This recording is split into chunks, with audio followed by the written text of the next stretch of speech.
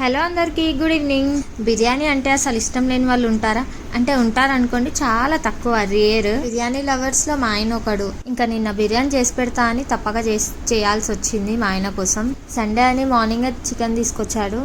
అప్పటికప్పుడు మసాలా కలిపి చేసేదానికంటే మనం చికెన్ని మంచిగా మ్యారినేట్ చేసి పెట్టి చేస్తే చాలా టేస్టీగా ఉంటుంది. చికెన్ ఎంత ఎక్కువసేపు మ్యారినేట్ చేస్తే చికెన్ బిర్యానీ టేస్ట్ అంత బాగుంటుంది. నేనైతే ఆఫ్టర్నూన్ మ్యారినేట్ చేసి పెట్టి నైట్ బిర్యానీ చేస్తున్నాను.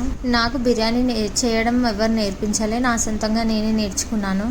ఇట్లా సింపుల్గా ఒకసారి ట్రై చేయండి, చాలా టేస్టీగా ఉంటుంది. మీరు నమ్ముతారో లేదో, నాకు బయట కంటే కూడా ఇంట్లో బిర్యానీ చాలా నచ్చుతుంది, మంచిగా అనిపిస్తుంది టేస్ట్లో. అయినా బయట బాగుండదని కాదు, కానీ నాకు ఇంట్లోదే నచ్చుతుంది, ఎందుకేమో తెలియదు. ఫస్ట్ నుంచి కూడా అంతే. బిర్యానీ చేయడం పెద్ద ప్రాసెస్ అని ఫీల్ అవుతారు చాలామంది.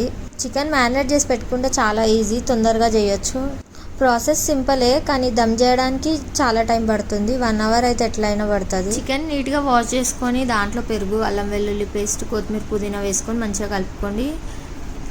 నిమ్మరసం కూడా వేసుకోండి. అంతా మిక్స్ చేసుకున్నాక దాంట్లో ఉప్పు, కారం, పసుపు, ధనియా పౌడర్, జీరా పౌడర్, గరం మసాలా, బిర్యానీ మసాలా ఇవన్నీ వేసుకొని మంచిగా కలుపుకోవాలి. తర్వాత ఆయిల్ వేసుకోండి, బ్రౌన్ ఆనియన్స్ వేసుకోండి, మంచిగా మిక్స్ చేసి ఫ్రిడ్జ్లో పెట్టేసేయండి ఒక 2-3 అవర్స్.